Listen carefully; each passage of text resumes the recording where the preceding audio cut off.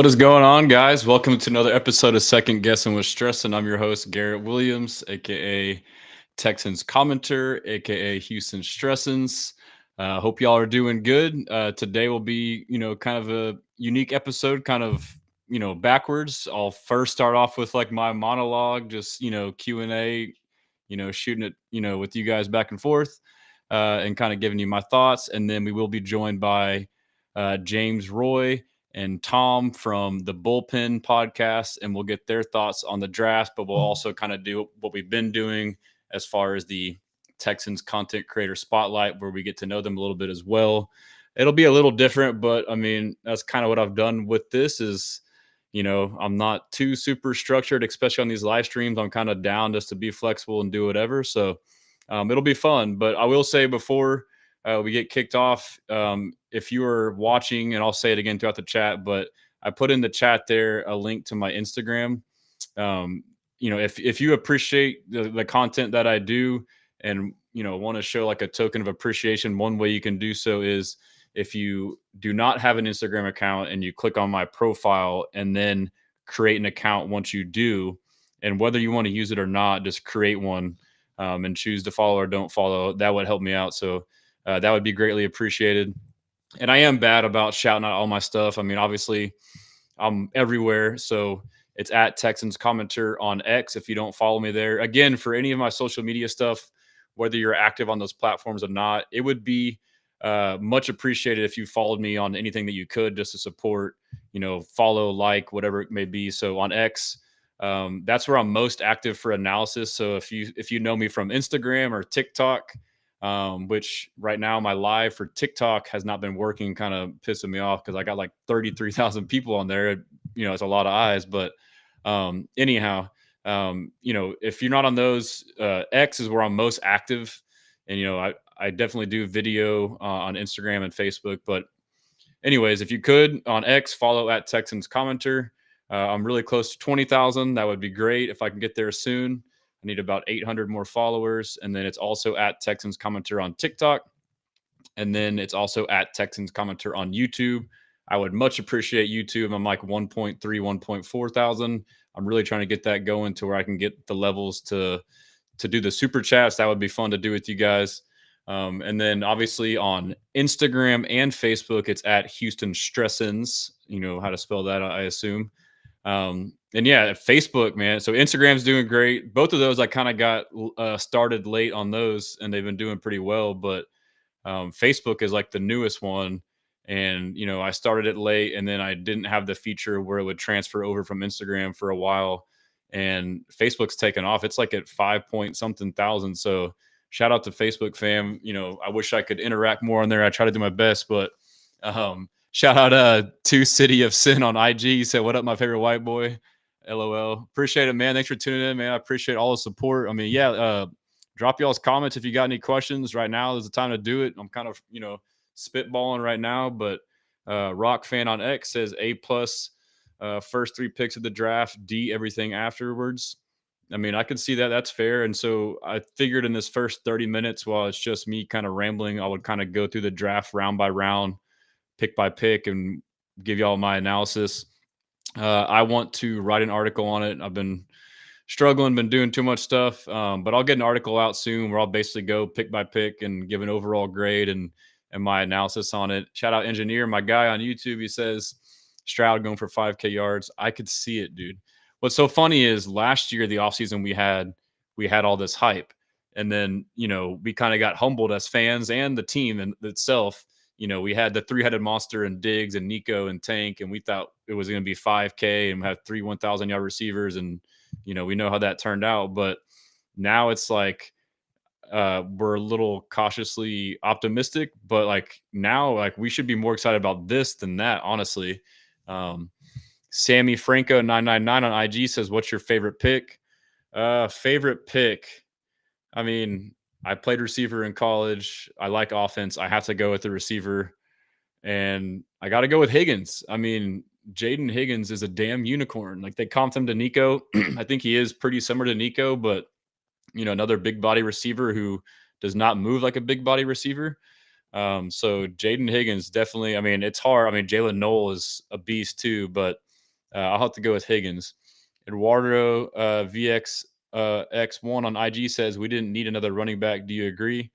No. So, and we'll talk about this too. I mean, y'all, if y'all follow me, y'all kind of know how I am, and I'm probably overly analytical, which I can, I'll kind of start out with that, just kind of, uh, biting my tongue, I guess, or taking my lumps. But I tend to be overly analytical and think that he's going to do this, this, and this, and leading up to the draft, Nick Caserio and D'Amico Ryans were both like adamantly in press conferences made it points to say that they didn't draft off need and they did BPA. I said like, they truly went BPA, and then Nick Caserio after both times was like, he basically said it like aggressively. It was kind of weird, but I still think that they drafted within their needs to an extent. And it's always easier in hindsight to say it, but and also too, like, needs are subjective. Like what we think they need versus what they think they need is totally different. But I do think that they go for a better overall player. And like Nick Caserio said in his press conference, he said his approach, whether we believe it or not, is to get the good players, the best players on their board, regardless of position and fit, which kind of sounds weird because before that, he talked about how fit was a big thing and how they would fit in their system and how hard it was to change guys from positions and how he didn't want to do that. And now he has a tackle who he might move to guard. But it's just kind of ironic that he said that. I kind of lost my train of thought there. So Nick Caserio, BPA, he was talking about how they just make it work. But yeah, man, I lost my thought there. I got a little excited and started talking about a bunch of stuff at once. But I will say, he did do, it could be called BPA, but it did fit needs. And that's what I was saying is it depends on what we think are needs. So like, a lot of us would have said interior line was a need, but I mean, maybe it wasn't a need to them. I really think too, what he did was he just managed the board. And we know Caserio, we've talked about it, he's a value whore. He wants to get the best value no matter what. He never wants to overpay. He always wants to get the extreme value. So I think that's the way it played out. Shout out Tony from Houston. He says on IG, who else in the hood right now? That's my guy, Tony Floyd. What's good? But yeah, on the RB, to answer the question, I'm bad about this. I get a question and my brain starts, I think about this stuff all the time, bro. I mean, I just did a little, sorry about that. Eduardo. So I think we did need another running back. I thought we needed a third down change of pace running back. And that's exactly what Woody Marks is. And, sometimes there's so many players to look over for the draft. And then after the fallout, you hear like he was rated by a lot of people as the top third down back in the league or in the draft. So, I mean, he had 80 plus catches in 2021 at Mississippi State. The dude is like a receiver, but he's also a badass running back. He's elusive. He's not huge, but like it's a perfect complement. So that was something I wanted, and I didn't want it early. So they kind of trade, we'll go through the rounds and the capital. You could argue about it's paying too much, but if they're convinced on a player, I mean, time will tell. But I think we did need that. And that makes me wonder, like, Pierce could stick on still as the RB2. Who knows? Maybe not. But I would say it's more so bad news for Daria Gumbawale, which is weird. We just re-signed him, albeit a small deal, even though he's a special teamer. But he was our third down back. So, no, I think getting a running back was good, especially the pass catching kind. Anthony Mizuko on IG says we drafted like 4 people with the name Jalen. Yeah, he said it with the Jaylen or Jaylin. Yeah, I was so we spent all this time like, or me, and I'm sure y'all too, like over analyzing stuff and trying to find like tendencies and what Caserio is going to do. And he starts drafting guys based off of Jays. And then the other thing I found too is he just drafts guys from schools with red and yellow colors. Iowa State, multiple guys from there. Minnesota is pretty much maroon and gold, is red and yellow. USC, again, we had Kalen Bullock and now we have Jalen Smith, so that's red and yellow right there. We got red, we got Ohio State, we got Bama. I mean, the dude just likes red, I think, red and yellow. So I'm going to use that for my analysis next year. And then over on IG, Aiden Wallen says, mad funny when I seen that. And then someone's username on IG is FCKN.JG. I guess that means Jalen Green. He's probably stressing right now. We can talk about that too, the Rockets. But he says Jaden Higgins and Tay Ursery are top 3 in their position, and we got them both in the second round. Yeah, so I mean, Another thing too is, you relearn things when the draft happens. We all scour these mock drafts and big boards, and then you see the actual draft happen, and then we're surprised when certain guys go certain places, like Tyler Booker going 12 to the Cowboys, and we saw him in some mock drafts going mid to late second. It goes to show that these people don't know what these teams want. So, and Nick Casario did say, moves like that, like a Buka to the Bucks was kind of like a crazy one. They said that like the board pretty much fell the way they thought it would. So, they have a better understanding of what other teams think than what we do. And we're doing it based off of like people like us that are like glorified fans with, a little more insight. And they're also getting info from people that's probably false. They're probably feeding false info so people don't know what's going on. So that's another thing to note too, as well. Sammy Franco, 999 says BPA means different things to different teams. That's true. And it's all relative. I agree. And I will say, I thought, one sec, let me get a sip of water right here. And real quick on the IG chat, I see Product of the H tuned in. If y'all don't follow Product of the H on Instagram and TikTok, he's a must follow. He does a great job. Shout out him. Give him a follow. But yeah, so BPA does mean different things to different teams too. And so like what I think the wise thing that a lot of teams do is BPA within their needs. I don't think you just draft 4 or 5 corners in a row, obviously. So, or it's not like it's something that you feel like you could utilize, especially in the early rounds. You don't want to go and just draft some random shit in the first couple of rounds. Like you want it to be something that your team needs now or pretty soon. Otherwise, you feel like it's a waste. So I agree with that. Then Awarda says, do you think the quarterback pick was good? I don't think we need one. I'll get to that when we get to it. I mean, I think we needed one with Mills, only 1 year left on his contract. Shout out Abdul Afghani on IG, says, what's up? What's good, bro? Sammy says, speaking of Bullock and Smith, it's badass. They're boys and we're at each other's draft parties. Yeah, you love to see it, man. And then Corey says on IG, you reposted the same video on your story twice. Thanks for holding me accountable, bro. I will try and be better. But yeah, I mean, I post so much stuff on so many platforms. I'm bound to mess up. Cut me some slack. I'm sorry. Let me scroll back up to the main chat. BG, shout out BG, my guy. Thanks for tuning in. Engineer says Jaden Higgins easy. I believe he's talking about the best pick of the draft. I agree. Long live Brazito. Shout out for tuning in. Says, do you think they will give Noel a chance to compete for a starting spot? I think, everyone has a chance. And so I will admit, like when that pick happened, I was a little shocked at first, but when you sit back and think about it, and that's where I kind of overanalyze. I was telling y'all like, oh, we got a slot in Kirk. We don't need another slot, but they only had him for 1 year. So I just, for whatever reason, thought they wanted Kirk for longer. Obviously they didn't. They never extended him. I thought that extension would come. And so it tells you basically it's like Stephon Diggs last year. It's a veteran slot receiver, 1 year rental. But then now you got Noel behind him who can potentially compete for that starting spot and win. Or like I pointed it out, like who's to say we don't run some four wide receiver sets, some 10 personnel, one running back and 0 tight ends and 4 wide receivers. I mean, that could be something we see too. Or we have a pretty good rotation. Like we keep guys fresh. So I think he'll definitely see playing time. The dude is a dog. He's an absolute freak. He's like a younger, better version of Christian Kirk potentially. Like maybe he has some stuff to kind of, rookie stuff to get over, but like he has that juice. He has that wiggle, is what I like to call like that slot receiver, like that quick little, like that twitch stuff, like the in and out of breaks. He's got like, yeah, that wiggle, dude. Like, like where he can shimmy and it's like a basketball player crossing somebody over. Like he's quick, dude. So he could definitely play. And the big thing too is we've needed depth. And so like, I'll go back. It's kind of tough because we kind of like go back and forth, but when I was kind of stressing mildly about the pick at first, people correctly pointed out like, hey, we need depth, bro. I'm like, yeah, you're right. The past, and I've talked about it too. Like, the past. So in that sense, I thought it might have been redundant getting 2 receivers and 2 receivers. I thought that like we already kind of had, locked down position wise, like in an X, Higgins is or can be considered an X, which is Nico. And oh, that's redundant. That's what I was saying.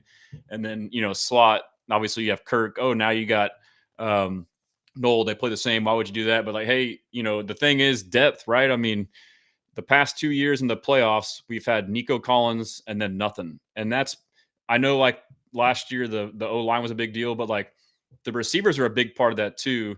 And also a lot of the things that we saw happen when those receivers were down, when we had guys like Jared Wayne or you name it, whoever it was that had limited reps coming in, there's other things that factor into that too. So it's now not just O-line struggling, but now you only have one receiver that you can trust to throw to.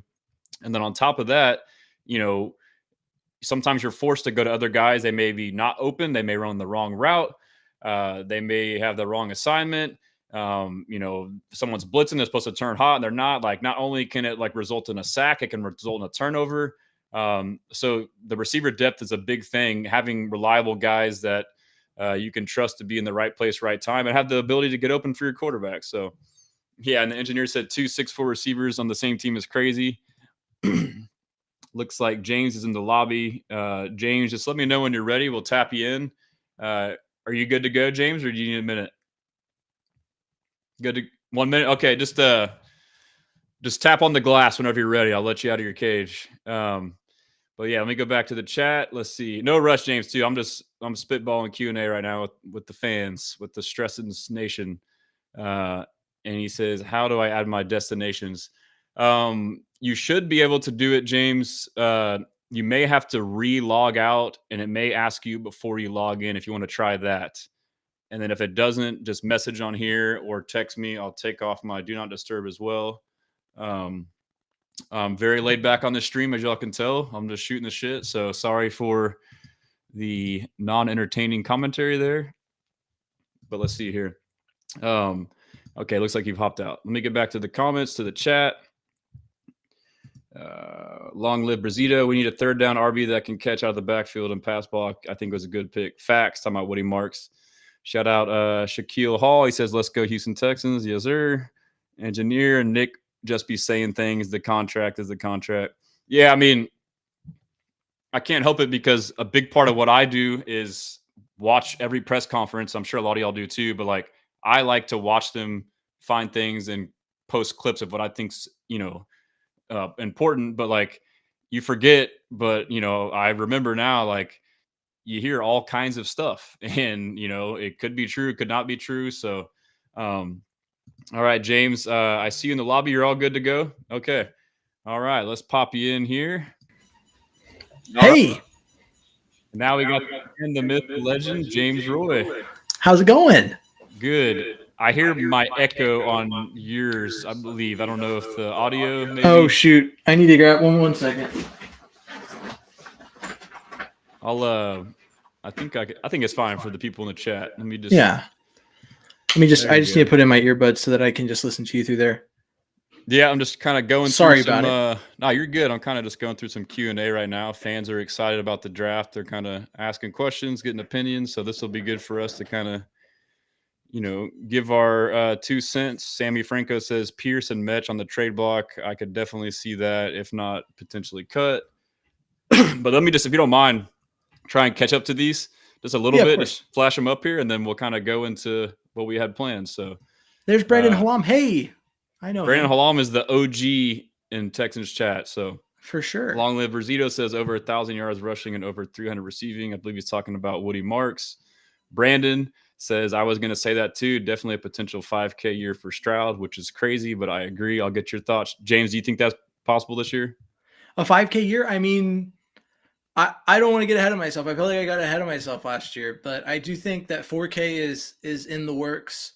If Nick Caley is who we think he is, and a lot of it depends on how the offensive line performs. It seems like the Texans have committed to trying to do with the interior offensive line what they've done in the past 2 or 3 seasons with the interior defensive line, and just kind of patchwork it together and let the coaching do its job. So if that works, 4K is in there, and 5K is definitely in the conversation. And that's what I said a moment ago when I addressed it. I mean, I think, last year we were overconfident, and then we kind of got humbled as fans, which is corny to say, but like, I mean, I was on your show. We were talking big crap, like, oh, we're going to do this, and that. We kind of learned a lesson. So I think now we're kind of, on the flip side of it is like, all right, now we're kind of underestimating what they may do because we don't want to get burned potentially. Pretty much. I mean, yeah, I agree with you. But just a couple more, and then so this is James. I'll do a formal introduction. I'm sorry, I guess it's kind of my personality. I kind of obsess on one thing and want to knock it out real quick. But product of the H. If y'all don't follow him, he's also on YouTube. He says, appreciate that, brother. Keep killing the content. I just gave him a follow back on Instagram. He's been pumping out some pretty good stuff. Yeah, he's great. He's also awesome on TikTok. He does a lot of good stuff. So he says the competition will benefit the young room. I agree. And so I'm going to get off a bunch of these now. I probably won't get to a lot as we talk. It'll be more of a natural dialogue, but I'll try and pop up questions here and there for James. But yeah, they're talking about Noel having the Amon-Ra St. Brown comp, which, I mean, that's crazy. And then right before the show started, Astros took the lead 3-2. Looks like they're up 5-2 now, so that's good to see. Let's see. We got a couple more on there. And H Texans United, thanks for tuning in. Says, yeah, 2 wide receivers confuse me, but it's growing on me. That's pretty much my thoughts as well. Talk about RB depth. Shout out Joseph Rivera. Thanks for tuning in. And then Brandon says, now we have the best wide receiver depth. Yep, key. And then HTX says, my boy James locked up. I guess I had you before you got into the show. I was kind of teasing about that. Yeah. And shout out H Texans United. We collab on all that stuff on Instagram. Great account if you're not following him. I agree. All right, Tom, I see you in the lobby. If you just want to give me a thumbs up, you all good to pop in? And I guess now we can formally do this now that the duo is here. So, hey, there he is. All right. What's up, gentlemen? All right. So yeah, let me just restart formally. So thank y'all for tuning in. I mean, we already got almost 300 people across various platforms tuned in. So today we have members of the Bullpen, a Texans podcast. You have in the middle James Roy. James, how you doing? Doing good. How are you? And then you have Tom. Is it Chavarria, your last name, or? Ooh. I'm not Brazilian. If I was, I would claim it. I'm kidding. Chavarria. Okay. There we go. I will say though, have you all ever had a legit churrascaria? I haven't. I won't know until somebody tells me, yo, this is your Brazilian real deal Holyfield. So, I mean, I've been to like a couple here in Houston, like Fogo de Chao, but my wife and I went to Rio de Janeiro in Brazil, which is like one of my most favorite places I've ever been. Wait, is Fogo de Chao a churrascaria? Yeah, I've been to that. Yeah, it's like basically where they like come by with like every kind of meat you could ask for, and you have like the red and the green cards, and they just like Texas de Brazil too. Yeah. Okay. Yeah. So all those are based off of like that's how they do it in Brazil. That's like I believe it's like Brazilian or Hispanic for barbecue, maybe. Dude, I eat so well when that happens. Bring it on. But anyway, so like we went to like a hole in the wall one in Brazil, and it was like $10, and you got like all this food, and it was just like the best value meal I ever had in my life. So, anyway, sorry about that. I had to get that off my chest right there. We're just talking. Yeah, let's talk about food. Let's do it. But yeah, so I figure we'll kind of I don't know how long you guys got. Do I have y'all for a certain time or? As long as you want to go. We'll go. For me, I don't want to speak for James. When James my time is up. Yeah, I mean, just tell me if I'm, if you need to roll, and that's fine. I'll probably go for a little while. But what I was going to say is, I've kind of been doing the Texans content creator spotlight, and so this is kind of coinciding with the draft. So, with the Texans content creator spotlight, like my goal or mission is to kind of shed light on people such as yourselves who are in the Texans community and create content. Like y'all have a podcast, y'all also post a lot, videos, commentary, analysis. So with that being said, like I want to get to know you guys better. So James, I'll kind of just ask you first, just give us a background on yourself, however in depth or as little as you'd like. But the main thing is to kind of give us some background on how you're doing what you're doing now. Well, I was born around the same time that the Rockets won their last championship. Actually, within the same couple of hours. I mean, my dad was in and out of the delivery room watching that game. I believe it was game 4 because that was the year we swept the Magic. But around the age of 7 was when the Texans became a team. My family's all Cowboys fans, but I was like, I got to rep the city. So we were living in Houston. My dad is from Houston and grew up here. I personally, being a military brat, third culture kid, I lived in Houston for a good bit, but I haven't lived in Houston since I was 12. So without driving on the roads might not be quite as sharp on Houston as some people in the Texans content creator space. I'm currently out in California.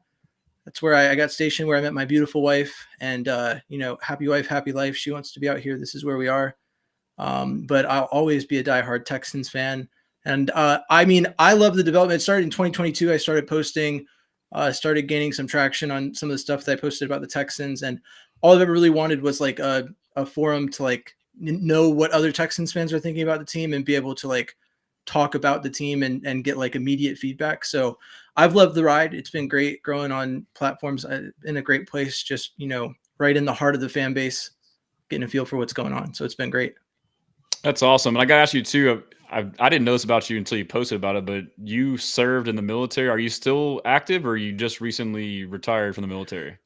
I got out at the end of January. And right now, I got a civilian job. I don't really post too specifically about that. I try not to let that out. But I was in the Navy for 10 years as a nuclear mechanic on submarines.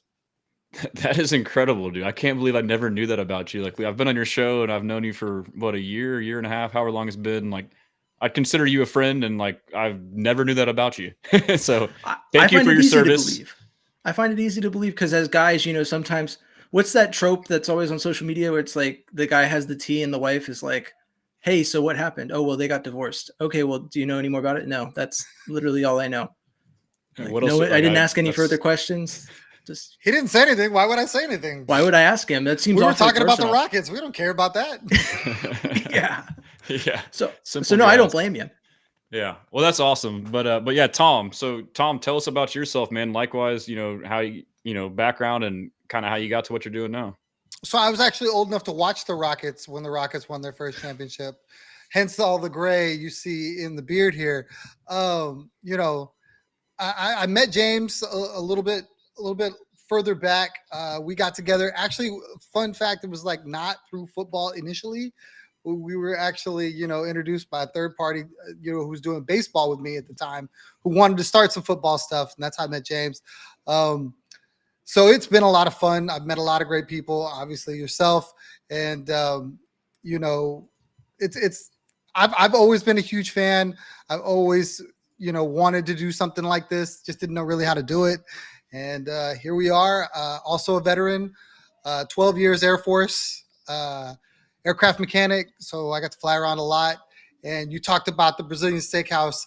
I thought you were going to like level up on us. Like those things are garbage. Obviously the local ones, the Fogo de Chao, Texas de Brazil, there's a bunch of different ones, I've been to one of those, but I thought you were going to tell us a story about how that was just B-level Brazilian food. But I love the Texans, love everything Houston sports. So this is an awesome place to be, Stressins. I know we focus on football, but I promise you, if you weren't following him yesterday when the Rockets took that L, you were missing out because his tweets were absolutely awesome.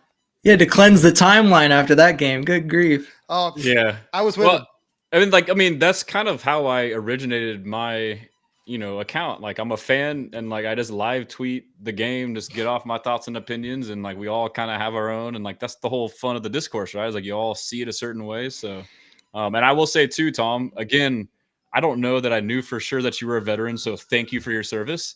I feel like I had an inkling of it, but I guess it was never addressed directly. So it's also crazy to hear that you were a mechanic and James was an engineer, both in the military. I mean, what are we doing? We should start some kind of crazy business. Like, what are we doing? Yeah. So fun fact. I just learned what James did in the Navy. Did not know that. Just knew he served. We literally talk once or twice a week for like we don't talk 3 years straight. Veterans, like I'm also weird about asking for a discount. There are some people that are like, you get a military discount everywhere. You'll never catch like real veterans that are like about that. They're not it's looking for that. Such an awkward question. It's so weird. So it's like almost you never really What's have your phone number? I'll use it at Home Depot. Shit. So I'll use it, but it's like I like it at Home Depot. It's easy. It's discreet. Exactly. When you have to like broadcast it, it's not something you do. Yeah. You don't asking someone for the military discount is like, hey, thank me for my service, and also can I get 10% off, please? So what I'm hearing is y'all are just humble, like you're not, which is awesome, and I agree. Like it checks out. But yeah, I mean, so I think the great thing about like what we all do is like for sure we all have one thing in common. That's we're all super passionate about our team. So with that being said, we had this crazy build up for the draft. It felt like it drags on every year, and like you just start spinning the tires too much and thinking of too much stuff. So I'll just start with you, James. What were your initial thoughts on the draft? I mean, I put out my grade as a B plus. I think I am in the same boat as everyone else that I was shocked that the Texans went 2 wide receivers so early. I was also I don't want to say I was shocked. My biggest draft take this whole offseason that I've been trying to find the video because on several platforms I've said this. I can't find the tweet anywhere, but I promise you it's been something that I've been pushing. I was from the start of the draft process, I said, hey, prepare yourselves because like there is a real possibility the Texans don't draft a guard. Like there is a very real possibility that doesn't happen because if the Texans believe that the offensive issues are schematic, which is indicated by firing Slowick and Strausser, then they might believe that if the coaching improves, they can throw whoever in the interior and it'll get fixed. Or they really like tight. There's a lot of reason to believe that they weren't going to take a guard. There's also just as many reasons to believe they would. So I was pushing for it, but I was not shocked by that. And it only very minorly affected my grade. The only real things that kind of knock the grade and over time I'll probably grow. I don't like talking down prospects because like at the end of the day, those guys will come in and if they can like I had to eat a lot of humble pie with Jalen Petrie for that one rough season he had because I was really hard on him. And then they switched him to star safety. All of a sudden, he's like the best thing since sliced bread for this defense, a very key part of this team. But looking at it, like the picks in the middle with Jalen Smith and Jalen Reed were kind of interesting. I get where they fit as far as depth, but in the frame of like trying to get maybe like another younger rookie contract guard. It was an interesting decision in my opinion, but yeah, overall, I really like what the Texans did. Tom, what about you? Do you agree with some of those sentiments from James? I'm a higher grade. I think A minus, A plus. Well, I guess what was your grade, James? I guess we didn't get your grade. I mean, I said at the beginning it was a B plus. Also, 1 minute. By the way, I just thought of this. Tom told me the whole draft process. He said there's absolutely 0% chance that, and this is the first time we've spoken since the draft happened. So the 0% chance, he was 100% confident. We had Aaron Wilson on the show. He said, Aaron, there's like no chance the Texans draft a tight end. There's absolutely, and I know it's a 7th round pick, so it's a very minor victory. But man, I was tooting the Texans. Irv Smith Jr. does not affect the Texans' ability to draft a tight end, and an Iowa tight end in the 7th round. Great pick. Yeah, and I was wrong on that too. And I should say, like when I tweeted that, like I'm bad about like I tweet so much. Sometimes I don't really like fully. I just fire stuff out. But what I should have said, and I somewhat clarified later, is I thought it took out the possibility of having one early. I mean, taking one late, I mean, there's no reason not to. So I wasn't as surprised when it actually happened, and I was actually happy about it. So yeah, sorry, I agree Tom. with that sentiment. Yeah, 100%. Sorry, Tom. It's now your turn to talk about the draft. To James's point, if you told me that they were going to take a quarterback in this draft, I would have said there's a 0.0% chance of that too. So the fact that they took a quarterback and a tight end, I'm cool with it. I thought they did so well early on. I thought they did so well trading back. We can go find the tape on that. I thought trading back was the idea. So I was super happy they did that. They didn't force a pick just for the sake of forcing a pick. Todd McShay, who does this for a living, all he does is mock draft. I mean, I don't even know what he does the rest of the year. I never see him. And ESPN pays him a boatload of money. He's always got an amazing tan. The dude looks like he lives well. And all he did was rave that the Texans took his 3 favorite players in the draft. Took the best X wide receiver, Nico Collins 2.0, took a tackle that he thinks is going to be a starting tackle in this league for the Houston Texans, which I'm okay with. Right now, I look at the tackle situation as I hope it works out. Don't know how it's going to work out. And then took a wide receiver, which I don't know how that fits the second Iowa State wide receiver. I guess that's like insurance for Tank. Like he fits the same profile. I think he could be the guy. I don't know when all of them are together, how that works, but raved about him, said that's going to make that offense so much better. And for me, I'm like, how do you beat that?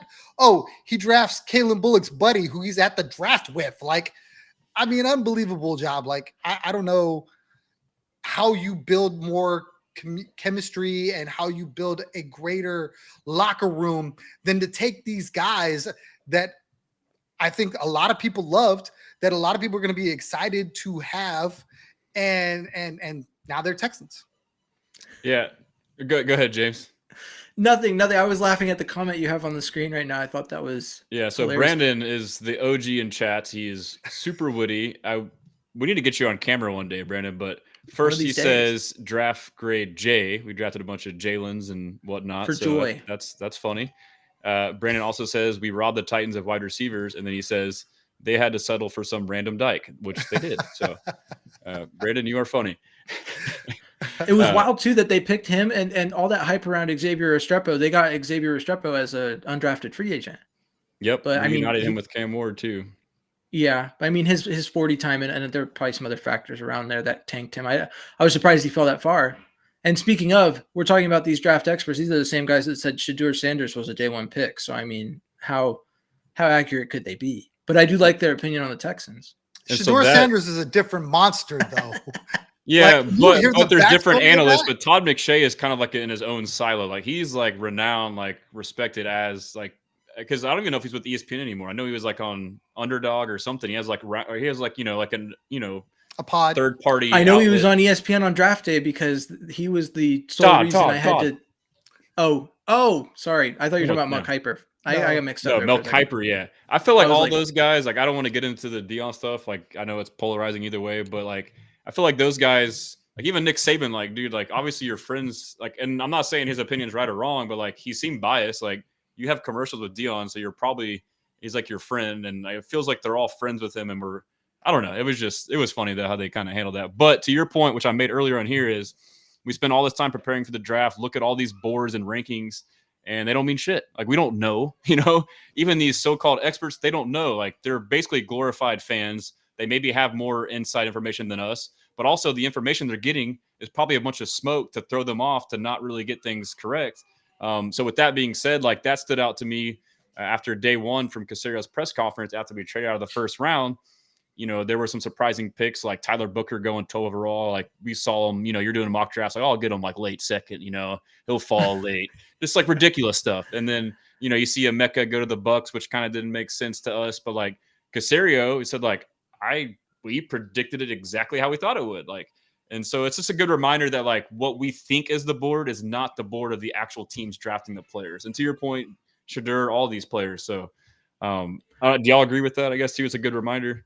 I think when you start viewing draft analysts as defensive ends, it makes a lot more sense. I mean, they really only have to get like a sack or two a game and not mess up. And I would compare the Shedeur Sanders situation. Some analysts started dropping him out of the first round, like towards the draft, because they were trying to protect. Worst case, he goes first round and you were wrong. But if he, goes fifth round and you had him in the first round or in the top 10 of your mock draft, you look like a real dummy.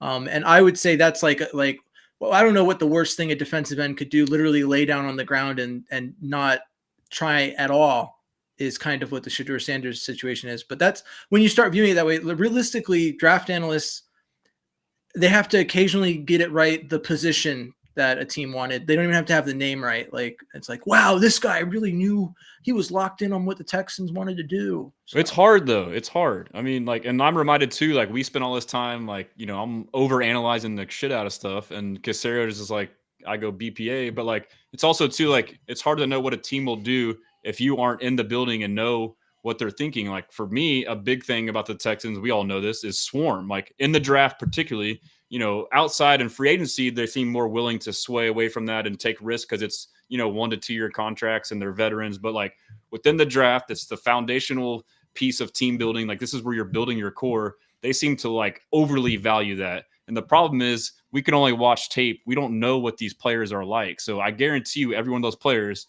from what I've heard and what it seems, definitely fit that. Tom, do you have any insight on that? Like, or anything to add about that part, like the swarm aspect of it? No, I mean, we had Aaron Wilson on right before the draft, and, he kind of was like, look, I know some things, but I can't really speak to him because I got to protect, the team and stuff like that. Obviously, again, if we're not in the building, we're never going to know really what the leans are. And then, there was a comment in here where somebody was saying, potentially, and I know you posted on Twitter, where potentially the Texans were looking at, what was his name? Lovelady? Or something like that, a tight end. And like Oh, Loveland, there it is, Loveland, and like all the calls stopped immediately after. Like the Texans were trying to trade up. This was known, and as soon as he got drafted, all the calls stopped. So we're to assume that that's the pick that they were after. But that's also Ian Rappaport too. Like, so I've like become wise to these like even like journalists every level, and like it's not like to say negative, but like I think a lot of people like that have an opinion and guess, but they like intentionally portray it as truth or fact. It's like that's what he Rappaport was doing that a thinks. lot this cycle. It's crazy. Yeah, he was saying like all kind of stuff, but like all of us, I like think we the Texans will dissected take it. a wide receiver.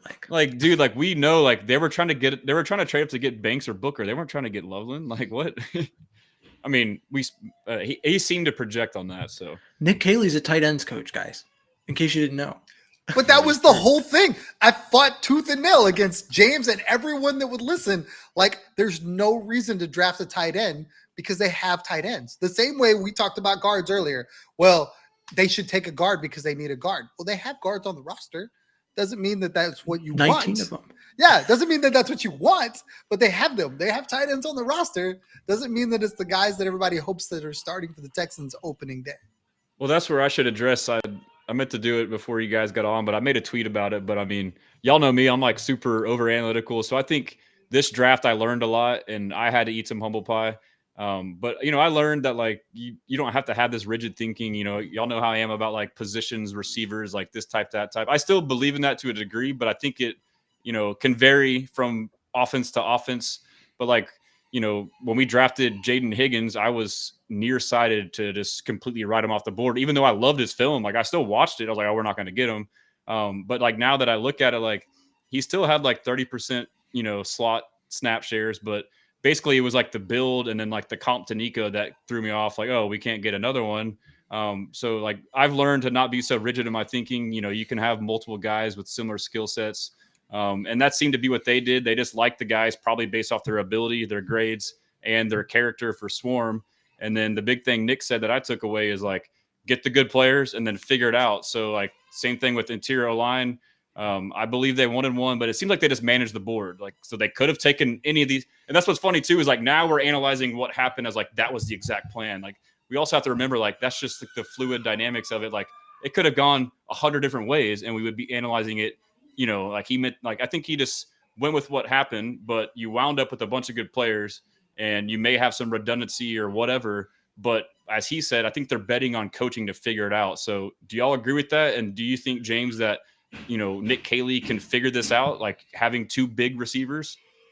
I mean, I think that, two outside guys and slot, it's very clear that Jaden Higgins is coming in as wide receiver 2, and then Christian Kirk and, Jalen Noel will kind of work in that role with Christian Kirk as a mentor. I'd suspect over the course of the season, if Noel starts to pick it up, we might see more of him.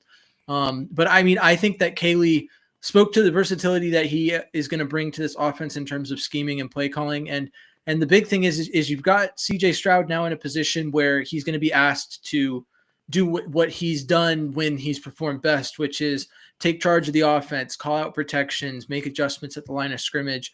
And so I'll tell you this, I don't think it's a bad thing to have 2 6'4", 215-pound guys to throw the ball to with a quarterback like CJ Stroud. If we've seen anything with Nico Collins, I can't really make sense of outside of like, right. I think that some people, there's like a mental block where they're like, we already did that. So like we need to grab something else. And to speak to your point earlier about like drafting for need and players going off the board. I mean, we can look at the Lions this year. They grabbed Isaac Tesla in the 3rd round. That guy was rating as an undrafted free agent on a lot of mock draft simulators. Through the Texans experience, they drafted Juice Scruggs in the 2nd. I had never heard of him. And I was literally looking at just about any and every center prospect because I knew they needed a center. Traded up for him too. They traded up for him. They traded up for Jalen Smith. Jalen Smith was rating out as a 7th round pick. They traded up for him in the 3rd round. So these guys they would rather meet their need and have more of it than they need than get a guy. And you spoke to it. It's the swarm mentality. I liked, someone described it this way. I like this description because I think it fits the bill. It seems like Nick Caserio's kind of discarded the old way Texans mentality of like, and we want a stand-up citizen who is a respectable young man who can step up to the podium and say, hello, how do you do? I am a Houston Texan and I will they're going to go out and they're going to get some crash outs. That's the term I've heard thrown around.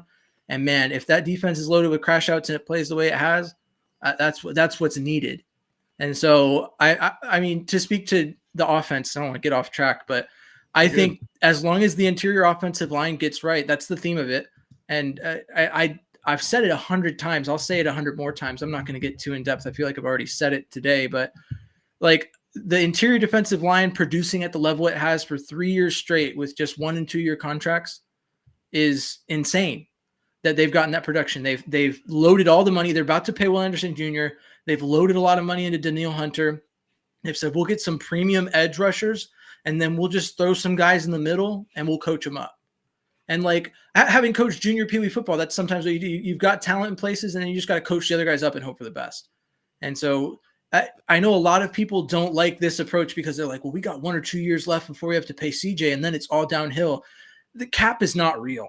And the Texans know how unreal or real it is. So Nick Caserio is preparing us for a time when that pay is going to happen to be able to still add talent around CJ. So I am not opposed to the way that they're going about it. I just, I know a lot of people aren't going to like it because right now, and like, I put out a projected starting offensive line. The first thing I got was like, 13 mil to Cam Robinson doesn't mean he has to start, or Titus Howard at left guard. Why do you have Juice Scruggs at right? All these questions. It's like, dude, that's like right now, today. Yeah. It would probably look very similar to last year's offensive line, but like over the course of this offseason, once these guys get a chance to coach these guys up, I have a lot of faith right now. I don't know if it's misplaced or not. We'll find out in Cole Popovich and Nick Caley to work together to bring together an offensive line that's going to protect CJ. So. Yeah. And Tom, do you have similar thoughts? I mean, like basically what we're saying is like the way they drafted, you're betting on coaching, and in years past, or I guess what we know about Slowick, if they would have done that on offense and had this big puzzle for him to figure out, we would have been like, shit, like we're SOL. But, for whatever reason, I'm super confident in Caley, just his background, his press conference. I think he can figure it out. Do you think that we'll have a good offense and he'll be able to, get guys in the right place, particularly wide receiver room and offensive line? Absolutely. And the reason I feel so confident about that is because I believe they went out and got the best player available. And I know you kind of hated that going into the draft, but if you look at two teams for me that are constantly at the end of this thing, that are constantly getting players where you're going, shit, they got them again. It's the Philadelphia Eagles and the Kansas City Chiefs. They're drafting at the back. They go out and get these guys that you're like, how did they get to these guys? How did they fall to them? How did they get to them? And they're not always fit, but they're always guys that are super talented. They're like, man, if they figure out what to do with that guy, look out. And it seems like the Eagles have mastered it on defense. They just recycle through draft pick after draft pick. And it's like they have 78 linebackers. Doesn't matter. We'll draft another linebacker and he'll be great. And he'll go in there and he'll make a play. And you're going, how did this happen? Like nobody thought to draft this guy. And now I feel the Texans are peeling a page out of this book. And I love it because you know what? I'm very confident that CJ Stroud has no problem throwing to any of those guys that they drafted. And all they have to do is figure out which side of the field they want to line him up on. CJ will get him the rock. He's a great distributor of the football. For me, having guys that can go out and make plays that other guys evaluate as dudes that can be serious starters on a football team is the way to go. I know that Matthew Golden was a guy. I know Mbuka was a guy. We wanted all these guys for fit. And maybe, 6 weeks into the season, we'll go, those guys are killing it where they are. Maybe we'll go, hey, look at what the Texans went out and got. Those guys are already making plays. And it's because they were the best player available for them. They didn't overstep. They got multiple dudes instead of like, no, we're pushing all the chips in for one. Because a lot of people during the draft were like, look, I don't care if you only bring me 2 guys, as long as it's the 2 that I want. And when guys started to slide a little bit, people are like, trade Nick, get on the phone, call somebody, do it now. And he didn't do that. He stuck to his guns. If anything, he went backwards. And I think he got some great players in the process. That's a great point. You bring up the Eagles. And so that was something I realized too, was like going into it, like I just had this perception that we're in win now mode. Rookies, CJ Stroud's rookie window is closing. And I feel like we had to address these 2 or 3 specific needs and we were good. Like we have to get a guard. We have to get a receiver to complement Nico and Kirk. And we have to get an interior defensive line. Like that was, I think a lot of us were kind of thinking that too, but To your point, like rather than reach for one of those guys, like trade up or draft them when it's your turn to trade, why not trade back, which is what we did, and get things that may not be as big of a need. And again, this is all what we think. They probably think something completely different, but one, you get extreme value, and two, like rather than, throwing it all on the line for just this year, you are building a long-term sustainable contender is kind of what I took away. Like it may not be like the sexy, like instant gratification approach, but like I had written off tackle altogether. I was like, we don't need to tackle. We got 4 tackles, but there's several things at play. One, this guy, they're saying next year's tackle class is way worse than this year's. So you got a guy who may be better in the year prior. And they kind of did the same thing with Fisher last year. So now we have 2 guys that are potentially your bookend tackles at some point in time. And so it's just, it's being prudent, and it's not being overzealous and trying to overspend in the moment. And so I'm glad that Caserio is level-minded and doesn't think how I do at times, like trying to win now. Like you can still win now, but like even Ursary too, like another point is like, we also don't know, like he could play guard. Like in Caserio's press conference, he mentioned basically any lineman could play anywhere. And one thing I would like to point out too is I feel it's easier for tackles to kick inside to guard. I'm not sure. My video is messed up. Can y'all still hear me just fine? Mm-hmm. Oh yeah, we can hear you. Yeah. And so like, that's another thing too. And I guess I'll ask y'all on that, but like, in my opinion, it's, these bigger body tackles in a gap scheme where you're just a mauler, it's easier to go into guard. So now there's a lot of variations. I mean, could y'all see some of that? So for me, I've said this to Tom several times. I remember the whole commentary around the Jets last season was like, they're playing 4 tackles. There's not a guard on that line. They've kicked some tackles in to make it work because they're going through it. And I'll tell you that's not the example I want to follow, but to your point, I mean, I trust that. And there was some talk around that. I think Brett Coleman, along with some other content creators and other draft analysts, saw the potential of Ursary to go inside to guard. And people were like, well, he's 6'6", 330. I'm like, dude, Tate Ratledge was 6'6", 315. Like there's other guards that are sitting at about that size. It's not an outrageous size. It's not the same thing as Kelvin Banks for people talking about wingspan or whatever, but I mean, so like I said, I put out my projected offensive line this year: Cam Robinson, left tackle; Titus Howard, left guard; Patterson at center. Anyone who's saying Scruggs, I don't know what you're looking at. I don't know what you've seen the past 2 years that makes you believe that, but to each their own. I put Scruggs at right guard. I was between him and Tomlinson. I think that Ladarius Henderson, maybe we'll see all Big Ten Ladarius Henderson, and maybe he could come up and snatch a spot. But for now, I'm with Scruggs at right guard, and then Fisher at right tackle. But I think that, between Scruggs and Fisher, one of them could concede a spot to Ursary over the course of the offseason. And that's what I'm trying to say is that, like, right now, if it started today, that's my projection. But I think that Ursary, they obviously like him a lot, and there's a lot of thoughts that he could be a starter this season. So, I mean, I'd be interested to see it. Also, just real quick, I'm workshopping this. What is like a cool nickname for Ursary? Like, is it Ursary? He's going to put you in the nursery, but the Hersery. The Ursary. No, Hersery is the hearse. Like the van that you drive someone to the funeral in. Yeah. There you go. The Hersery factory. It's like the Hershey nursery factory. Doesn't work. Hersery. The Hersery factory. Man, but there's so much potential. He builds hearses because he just kills people. By the way, shout out Ursary. I made a post that quoted him, and he followed me back, so I thought that was cool of him to do. Nice. Yeah. Well, yeah, Tom, what's your thought, on Ursary, playing guard, or, like James mentioned, you have guys like Ladarius. There's guys on the roster like Ladarius Henderson that could, potentially be there. Do you see a lot of flexibility, and I guess just on Ursary in general? I mean, when you look at what Titus Howard was able to do, obviously it's not like a 1-to-1, but he does prove that, a tackle can kick in to play guard. And Ursary's already came out and said, I'll play wherever they want me to play on the line. I just want to, give everything I got for this team. So it'll be interesting. Obviously, we've spoke to it. There's 78 offensive linemen now when there's all the competition in the world. So I imagine those battles are going to be fierce. And if he wins that out, then that means that he had to beat 2 or 3 guys to get that spot. But if he doesn't, I love the idea of grooming him as a tackle and just going, okay, you can be the swing tackle. And now, you're going to play left and right, and that'll be fine too. I don't think they'll have an issue with numbers like they've had in the past, where you're like, all right, they got 7 guys and 2 of them are hurt. Now they got, who's the next guy up?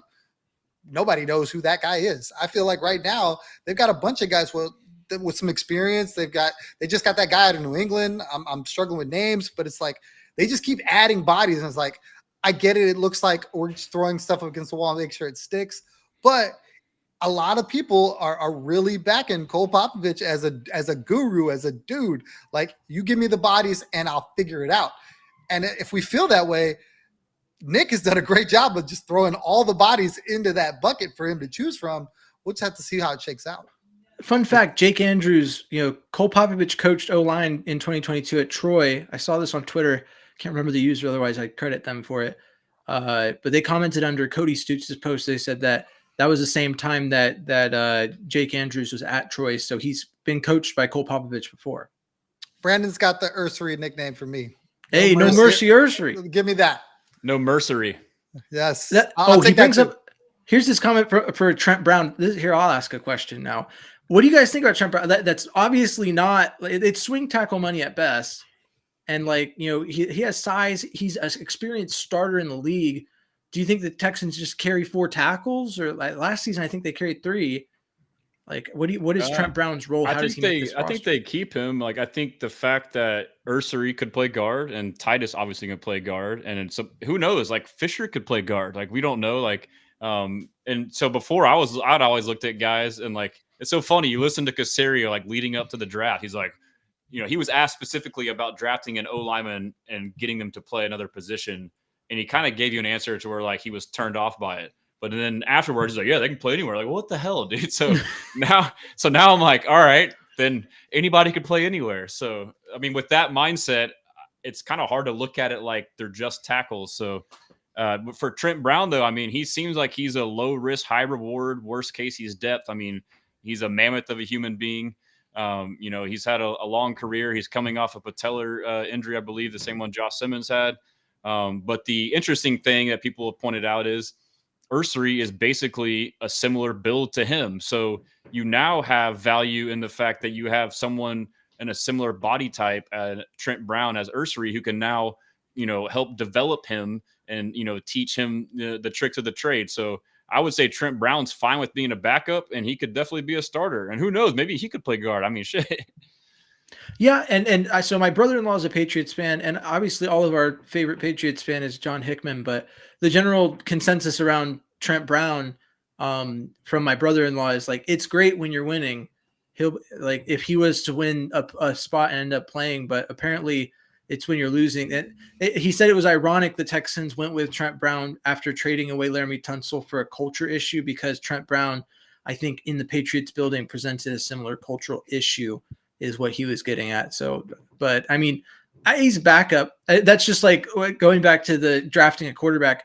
Everyone's like, Graham Mertz is the worst quarterback. Why did we draft a quarterback? Dude, I can't even remember who said it. They were coaching Peyton Manning. They were asked, hey, why don't you give your backup a little more run? That way you're ready in case Peyton Manning's injured. And it's like, dude, if Peyton's out, we're screwed. We don't practice, screwed. And so, like, if Graham, I compared it in 2011 when as soon as they said TJ Yates is our starting quarterback, I said, I'll take what I can get.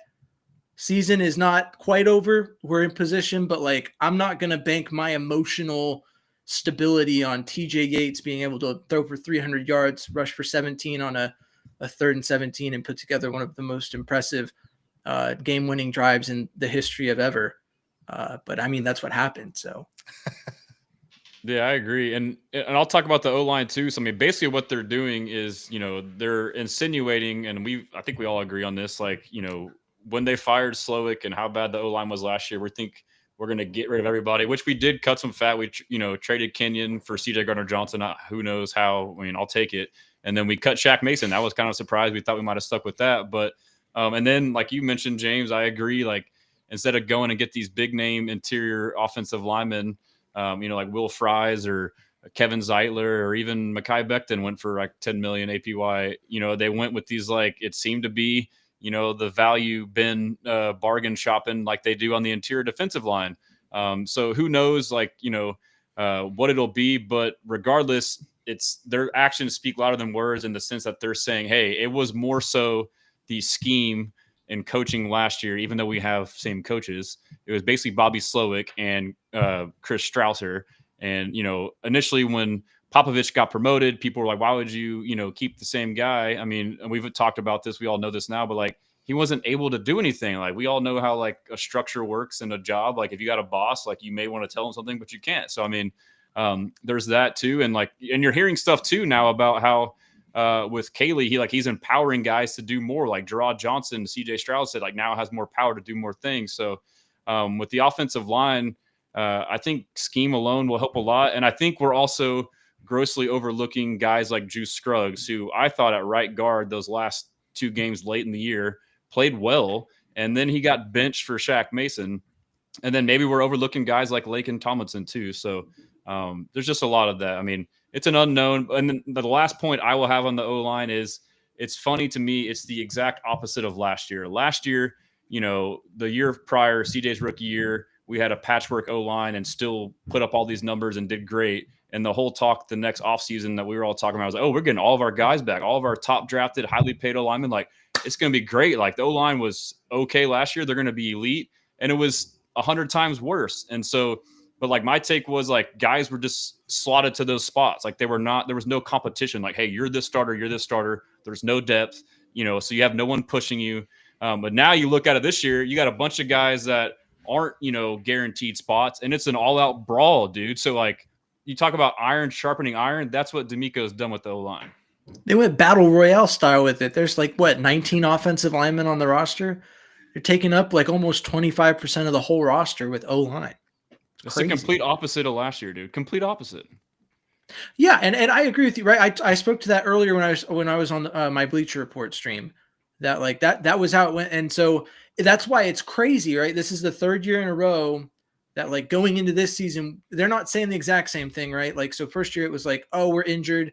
Then the second year it's like, well, now we're healthy, so we're going to run it back. And I remember saying all off season going into the 2024 season, I was like, guys, it sounds crazy that we're just going to run back the same offensive line with it being okay last year, but like now we're healthy. That's the thing that needs to happen. So there was no need to address it. And now this year it's like, we're still not going to address it, except for like obviously adding a bunch of free agents and stuff like that, but not like we went into the draft and got Ursary. That's the most major addition we've made to the offensive line this offseason. And we're basically saying he'll should play. And then outside of that, it'll probably be a lot of familiar faces. And we'll run it back and see what happens. I mean, I've got a question. What kind of rope are we giving Cole Popovich, or is the Texans giving Cole Popovich? Are we saying he's got 2 years? Are we saying he's got 1 year? Like I think it's really interesting the hiring of him because he's such an unknown. Obviously, he's got pedigree, right? He was up under, I can't remember the guy's name, who's like the godfather of O-line. Exactly. He's got that pedigree, right? But I really don't know like what happens if they struggle. Like, is it like, oh well, he's a young guy, he's got to have some time, or are you like going, look, this team is ready to go now? What do you do? He's been an O-line coach before. Like the thing that held him up, without going into too much detail, was really 2020. We all know what happened in 2020 and the battles that were fought and the personal views that certain people had during that time that affected their employment. And he was one of those people who fell into that. And so otherwise he'd probably be further along. He'd probably be out of the Texans' reach. He'd probably be looking to get into a bigger job, maybe as like an offensive coordinator or something. But I mean, I don't know. He's worked with Nick Caley. I trust that he has probably a better feel for Nick Caley's vision for this offense. And here's what I'll say is this: from what we've heard from the inside, the run or the offensive line duties amongst the assistant offensive line coaches were divided up running and passing. The pass blocking sucked. That was the other assistant offensive line coach. The run blocking was the only good thing the offensive line had going for it, and that was Cole Popovich's part.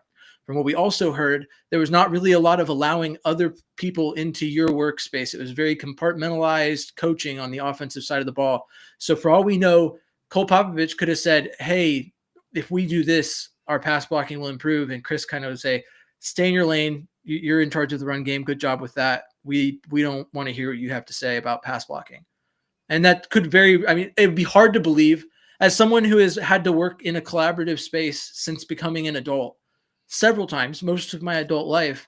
It's hard to believe that I could see someone who knows about as much as me, if not more than me, about a topic and go, yeah, screw you. I don't care about your opinion. Go over and do your thing. I'm gonna manage this. But I mean, not a good I've way heard to lead. worse. So the first time Dalton Schultz is in the block, is it on Cole Popovich or is it on Nick Caley? You know what's going to happen. It's on Nick I just Caley. want to know where the bullseye is going to be. But so like maybe I'm being too optimistic, but I really do think the zone running, which basically, you know, it's more cerebral out in space. It's thinking, it's technique. It's like hand position, foot position, as opposed to gap blocking. It's just block the guy in front of you and it's just maul him.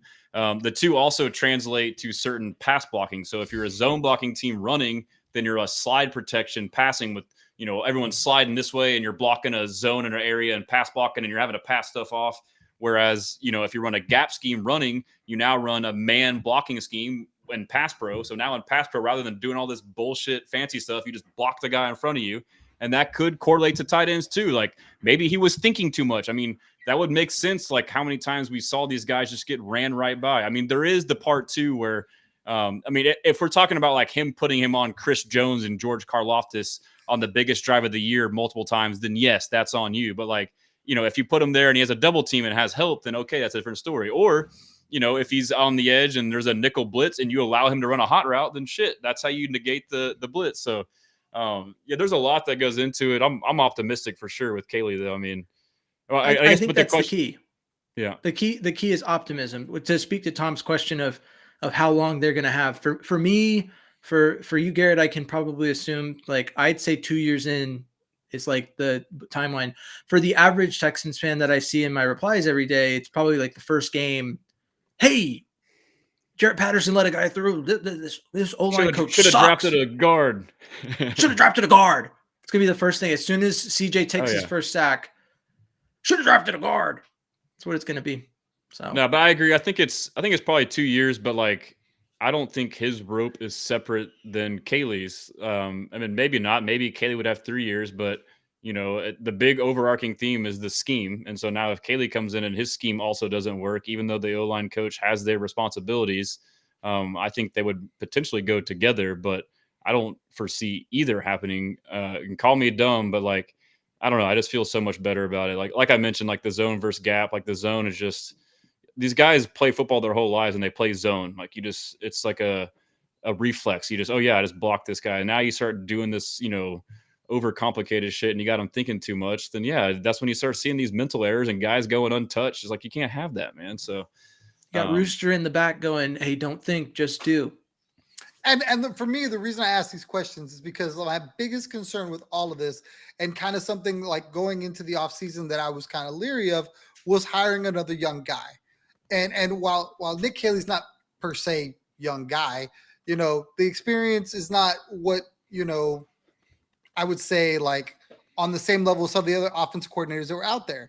So now you've got young, first-time offensive coordinator, not young, but pretty much the first time having the O-line in Cole Popovich, and you got to hope that they hit immediately. Yeah.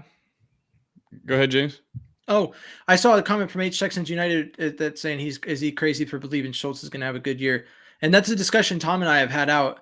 And I mean, I am in the same camp as Tom on that. You know, as Tom said, he was old enough to watch the Rockets win the '95 championship. So he's my older, wiser co-host.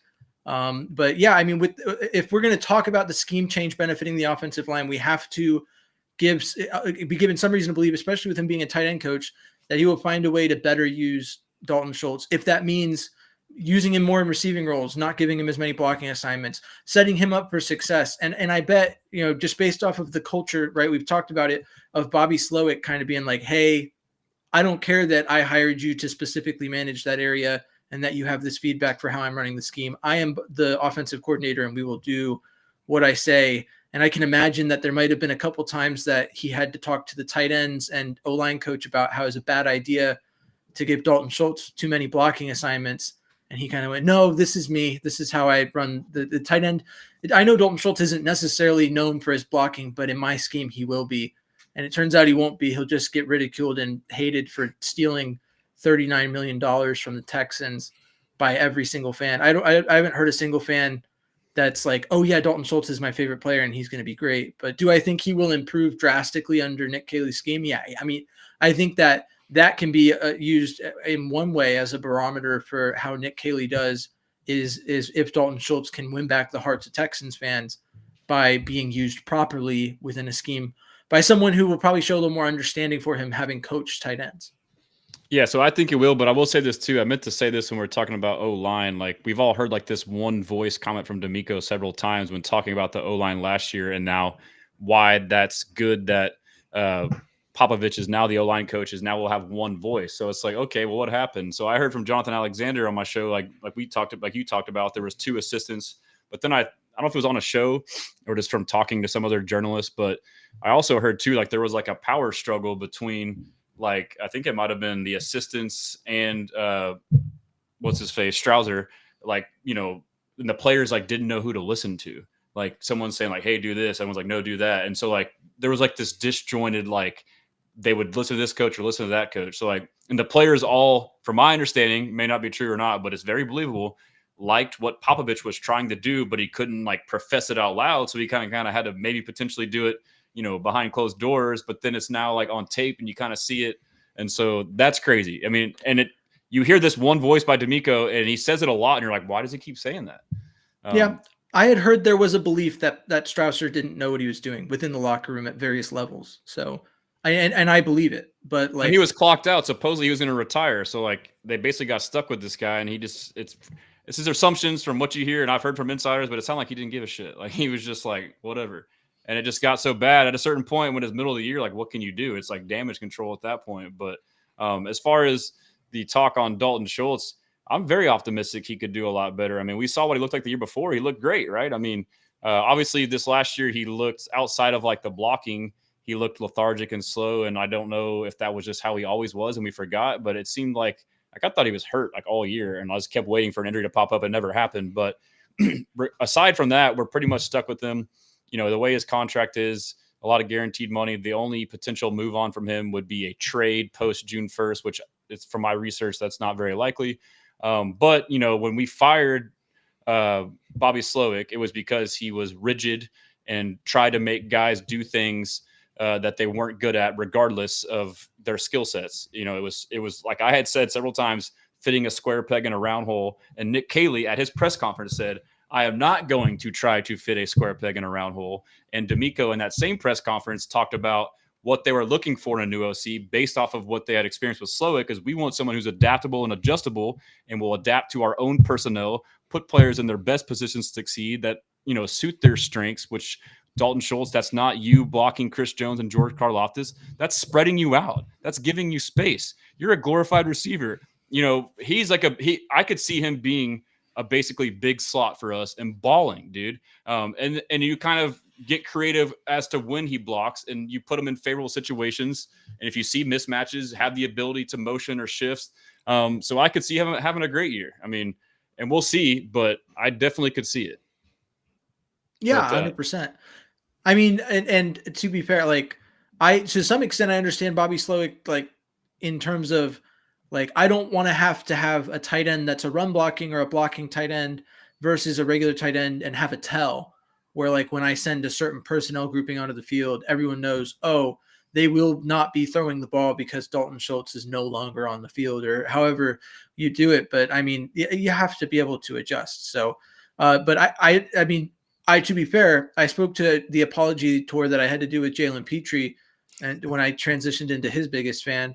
And I mean, it'll be the same with Dalton. Like, if Dalton Schultz shows out this year, the first thing I'm gonna have to do is be like, hey, sorry that you were not my favorite person. But even Aaron Wilson, when he was on our show, but he can't be like upset. Like, you're aware. Like, I mean, if you're grounded, like, obviously, you know, fans are fanatics, but like, you think he's happy about the year he had. So it's like, if he's like a genuine, straight up, real dude, it'd be like, I get it, bro. Like, that's how I would be if I was him. Like, yeah, that sucks. Like, you know, talk shit to me. It is what it is, As long as you don't go, as long as you don't cross the line. 100% justified in passing the buck off to Bobby Slowick too. It's like, just to be like, hey, schematically, I was asked to do things that like I just was not able to do, and now this is my image, and I got to fix it. That will be interesting to see play out. Like if he does start having success and these questions get asked, and like they start to like release little nuggets of like, yeah, it was. But yeah. So are you good on time, James? I know Tom, you're chilling, but like I was probably got another 10-15 minutes. Okay, so there's a couple more questions. Texans United had asked this prior, but he asked about. I'm gonna try to scroll up to find it, but if not, I can just ask it. But he was asking about the undrafted free agents. I'm not sure if y'all have spent much time on the list, but I can either bring it up on the screen or just read through them. I haven't dove a lot into them, but give me 1 second. I'm going to take a sip of water. Someone just say some random stuff so there's not dead air for a minute. So the one thing that I wanted to say about the whole Dalton Schultz thing is that for as bad a rap as he got, I think when he wasn't blocking, he was pretty short-handed. And I don't feel like – I think he had a couple drops here or there, but it was always like in critical situations, so it always looked worse. But I never felt like he was just out there dropping balls left and right. And it was just like, get this guy off my football team. I think that there was a lot asked of him, and maybe more than probably should have been. And I thought he was a very serviceable tight end. I also felt like Brevin Jordan going down just totally changed everything they wanted to do. I think Brevin Jordan was the perfect hybrid dude who could block his tail off and be a weapon in the pass game. And I think they also wanted to probably run more 12, or they had 2 tight ends. And then that would have changed the way they blocked, and that would have changed the way that things would have went. And the fact that they never had that other tight end to really go to really just kind of, and I'm not making an excuse for Bobby Slowick, but I think that really kind of hamstrung what he was trying to do with his offense. And it made him very predictable. It's like, look, we're going to try like hell to get Nico Collins the ball. And if we don't, we're just not going to do it. That's a great point. I mean, Brevin Jordan, we know how they are. They're very high on him. Like we've heard the words that D'Amico's used. They extended him, I think, even while he was injured. So that kind of speaks to that. But that's a good point. You bring that up. I mean, any OC would have struggled. But I think the biggest thing too, though, is, and I also don't blame Bobby for this, and I pointed it out, but like he's only been in the league for so long. He gets hired by D'Amico because that's like the one guy he knows. Oh, San Francisco, you run this offense, it works. Okay, I'll hire you. I'd never been a position coach. It's the only offense he knows. So you now go into an organization where you run a scheme that's pretty unique. Only a handful of teams run it, and it requires unique traits and skill sets. But now you have a roster of guys that fit a different one, and he's having to struggle to kind of – and it's also known to have a steep learning curve, and it's supposed to be super technical and advanced. And so it takes time to like get the blocking down on O-line. So like all these factors are at play. And he's basically, his hands are tied. So, I mean, when it came to the point to where we all knew like, hey, gap scheme's better. Our O-line is better at blocking just, man on man. He wanted to do it, but then he also had a certain amount of time where he invested so much time in trying to get, he probably felt like he was right there about to get the zone scheme to work. But like also when it did come time to adapt and change, he couldn't because he didn't know any other offense, Yeah. So, he was trying to get Dalton Schultz to be George Kittle, and that's just not going to happen. That's TDLR right there. For anyone that didn't see what they were trying to do, that's what they were trying to do. And it's just an unfair ask. George Kittle's one of the top 5 tight ends in all the league for blocking and being able to catch. And, Dalton's just not that dude. And so with Kaylee, what I like is, and what I'm seeing now with this roster construction post-draft is, they talked about having a game plan offense as well, as far as according to that defense that week, their weakness, we want to build our game plan off of that. So if we play a defense that can't stop the run, we'll go heavy and run the ball. And James, we talked about this, like you found the nugget where he was in the game where New England played Buffalo and ran the ball like the whole entire game. So that is something now we can do. We have the personnel to line up heavy personnel, run the ball. We now have the personnel to do, 3 tight ends. We now have the personnel to go 4 wide. So we can attack in a variety of ways. So having variety is good. That's kind of what I've demised. But anyways, enough on that. Let's get to the undrafted free agents. I got the list here. I'll just rattle them off. And then after, y'all just want to kind of give some 2 cents on some names that pop out. But the list I'm looking at only has 3. But North Carolina defensive back Elijah Huzzy. And then you can just fill in the rest, James. I got long snapper Austin Brinkman out of West Virginia, linebacker Casey Ozai out of Louisiana, a raging Cajun. And then center Eli Cox out of Kentucky. Shout out Jeremy Beadling. He loves Cox. Hey, yo. And wide receiver Daniel Jackson out of Minnesota. For me personally, Eli Cox and the long snapper are really the only two. Yeah, you bring in some competition in Austin Brinkman for the replacing John Weeks, RIP to his time as a Texan. And then you bring in a center, very valid position to add some depth, add some competition. So other than that, Daniel Jackson, sure, bringing a wide receiver from Minnesota into a room that already has so many people in it, it's just tough to break. Elijah Huzzy, we drafted 2 additional DBs, man. One of them would have to drop, I think, for him to have a shot with the veterans that are already on the roster. And then the linebacker, Casey Ozai, I think he could push for a spot. They need some special teams linebackers. So I like the linebacker pickup. I think you have D'Amico Ryans grooming linebackers. It is never a bad thing. So that dude's going to have the biggest chip on his shoulder. Now he's got D'Amico who's going to use that. I'm going to be watching that dude for no other reason than I think he's going to have a lot to prove. And D'Amico seems like the perfect motivator for a guy like him.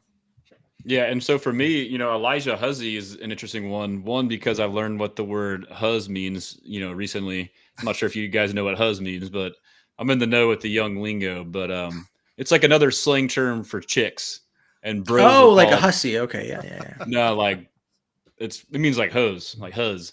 Yeah, like a hussy is like a no, that's I didn't know that. That's shorthand. Well, that's just like sus. Bros and bros suspect, is like bros. So, anyways, I'm a big fan of the huzz, and so naturally, I'm a big fan of Elijah Huzzy.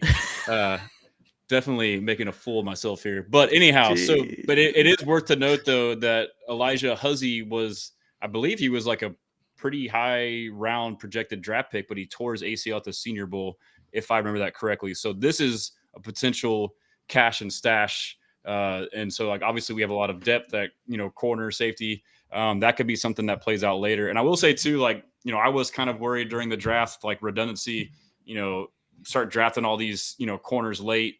Jalen Smith seems like he's somebody who could play this year.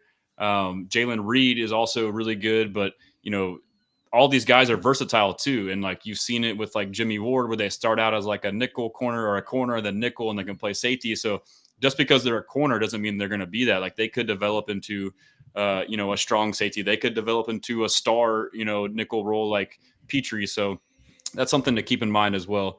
But I guess one last thing I'd like to cover before we go at whatever point that is, if y'all ready to go or not. You had talked about the Graham Mertz. That's obviously a point of contention. I guess we'll touch on it a little bit. But Tom, what are your thoughts on that? I thought it was really interesting. I don't know what the quarterback situation is going to look like. I mean, you feel like Davis Mills is going to be here, and then that's really all you need. I guess he could be, the other guy, the dude that's on the what is it that Nick's always saying? We really don't have 60 guys. We got 70 guys or whatever, talking about, the practice squad guys, how he includes them on the team. He could be the practice squad QB, and that's cool. I don't know how they'll develop him or if that's a thing, but to me, it was just kind of like, well, he's there. Let's take him. I guess they traded up for him, right? Yeah. I think they had a lot of picks that last day. Everybody assumed they were going to trade. Look, we got to do something with these picks. We're not going to keep all these players. Not all these guys are going to make the roster. Yeah, and then so my take on it is at the moment I was I saw the outrage. I'm like, whatever, it's a late 6th round pick. And my logic too is when he trades up for these guys, that means they're convicted, whether we think it's bad or not. To your point, Jalen Smith was a 7th round pick. We don't freaking know. It could be risky, but it also tells you they actually really like the guy. So it could be a good thing. So same thing here, but also too, when you look at it, Davis Mills only has 1 year left on his contract. So this is what I'm learning too is a lot of these moves that Caserio made is the same thing he did in free agency when he traded Laramie Tunsil and got ahead of the curve. He's forward thinking. He's getting like 2 steps ahead. So this is getting ahead of the curve, I think, is potentially a Davis Mills replacement. If not, we'll see. But yeah, I'm cool with it. Yeah, and I feel that you kind of covered like my thoughts on it. It's like Davis Mills has 1 year left on his contract. He signed a really team-friendly deal to stay with the team. I think if he's smart, like it's a really good gig, but like also next offseason, he stands to be offered a significant sum of money on the open market by some team looking to improve their backup quarterback situation. Once you get into a situation that Davis Mills has been in where you've started for a team for some amount of time, you have that in-game experience, which is invaluable. And he's just, he's shown to be one of the top backups in the league. So it's not surprising that the Texans feel the need to get a guy on the roster who can be in the scheme and study it and get familiar with it. That way next year, like this year, Graham Mertz is a non-factor. Like I said earlier, if he's touching the field, like it's over. Like I'm not going to sit here and wager my mental health on a Graham Mertz led team making a run. But like eventually after sitting behind Mills and behind Stroud and kind of getting familiar with the scheme, he'll know how things go in the Texans building, and he'll have something that the Texans have placed high value on, which is time in scheme. And so it shouldn't be surprising. It's a little surprising, but it shouldn't be that surprising that the Texans used a 6th-round pick. I mean, the only valid frustration I've seen with that is that they traded up to get him. But from what I think someone in the chat said it, they kind of had to get in front of the Dolphins, who ended up taking Ewers. And I'll promise you this, as someone who is a Texas fan, I personally did not want Ewers on the team. I watched Ewers play.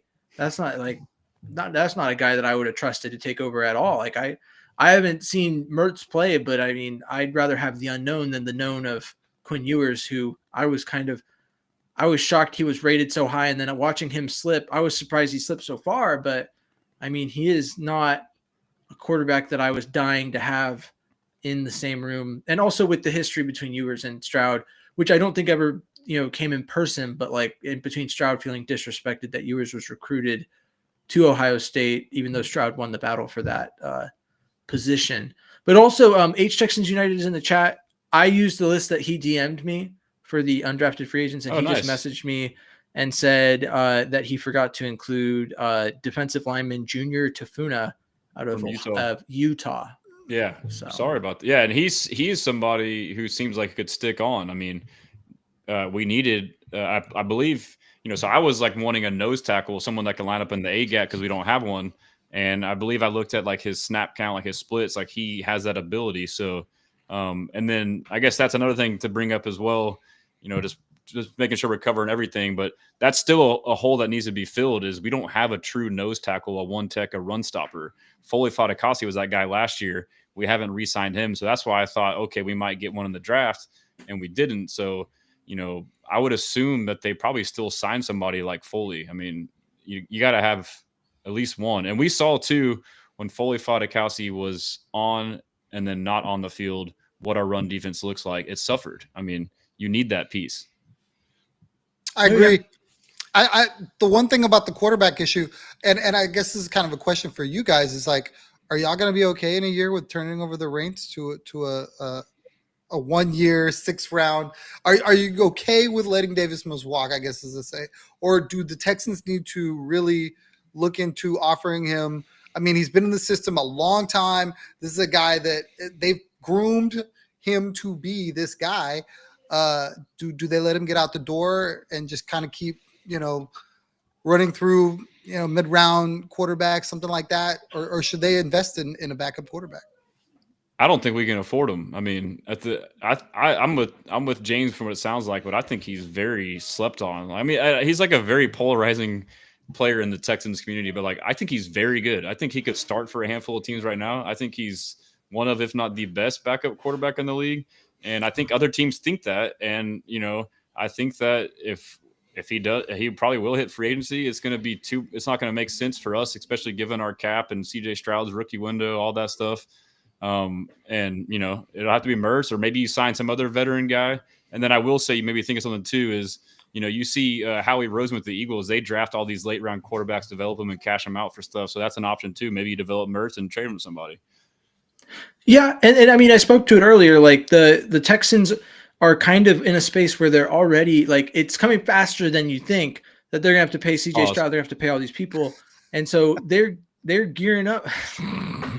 I just caught you there. Took you a second to. It took me. I was running right through it. I talked. Wasn't coming faster than he thought. Yeah, that's coming pretty slow for him. Okay, now that we've paused, I can get back to it. You can resume. We can resume. But I think that I mean, honestly, it's been a luxury to have a high-level backup quarterback. It's been nice that Mills was willing to accept a lower contract to be the backup behind CJ Stroud. And that is nice. It's probably one of the more hopeful situations to have if Stroud was to go down. But I still am of the firm belief that if CJ Stroud is injured, the odds of the Texans doing anything significantly drop off here. I'll knock on wood.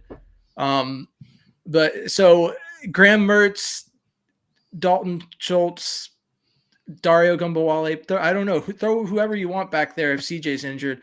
The season is done at that point, in my opinion.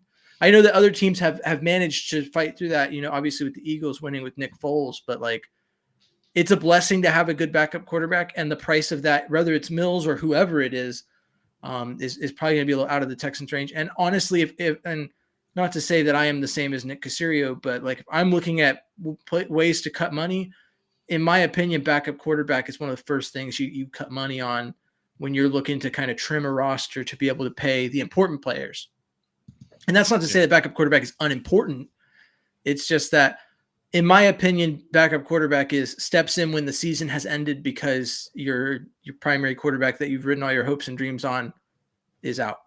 And I think it's even more so with the Nick Caley offense. I think with the Bobby Slowick, Kyle Shanahan offense, an offense that's known to make life easier for a quarterback, ironically, but like they basically give less control to the quarterback and hope that everything else around them works well. So like I could have envisioned Mills coming in and us winning a game or two and making a semi run, but like obviously not like a Super Bowl, but like I thought we would have a shot. But now I think with the Nick Caley offense, and this is purely speculation, but I would project that they run more of a QB centric where a quarterback has more command. And now I don't think that backup is going to be able to do that, where you have more, on your plate as far as audibles and all that stuff. So I think that's a factor as well. But yeah, I mean, is there anything else we missed? I love that you guys stayed on and if we just did this whole thing. Cause I mean, this is what I wanted to do, is I wanted to get all my thoughts out and hear thoughts, and it sounds like we covered all of it. I mean, are there any players we might've missed, or I can scroll through the list here. Do y'all have any feelings about the Pittsburgh Steelers signing a veteran wide receiver that used to be a Houston Texan? Oh, your boy Bobby Trees? Bobby Trees, Robert Woods. I really thought it was a good signing on their part, because if for nothing else, the guy will block his tail off. He's proven that. Good clubhouse guy, doesn't need the ball a ton. I thought it was a good signing by them. I mean, Godspeed to him. I like it. Works for them, veteran in the room, Yeah, I'm happy for him. I always thought and I was guilty of it too. Like we over criticized him. We all assumed he was an auto cut last year. He made the roster, and obviously he's not just some superstar, but he was he was a valuable piece. I mean, when it came late in the year, he was like one of the few guys we could rely to return punts. I mean, and he's somebody that CJ Stroud could trust to be in the right place, and he could make tough catches. So, I mean, I think he'll play a similar role there like he did with us, grooming some of the younger guys. I know they still have Roman Wilson as a slot receiver there, so I think he'll help him out. But I'm happy for him, man. I think he's had a great career. Shaping up to be a solid wide receiver room in Pittsburgh. DK Metcalf, George Pickens, Roman Wilson. They already had Calvin Austin. I think five guys. Pickens is still you heard he's got to be on the move. Traded, but I mean he's there because he's also due for an extension. But somebody asked what we would save if we traded Dalton Schultz. So if we Texans United covered that, basically nothing. I mean, if anything, gained dead cap. Yeah, that is right. I guess I was reading this wrong. I was always saying if we traded him post June 1st, it would make sense. But no, I mean, if you trade him pre June 1st.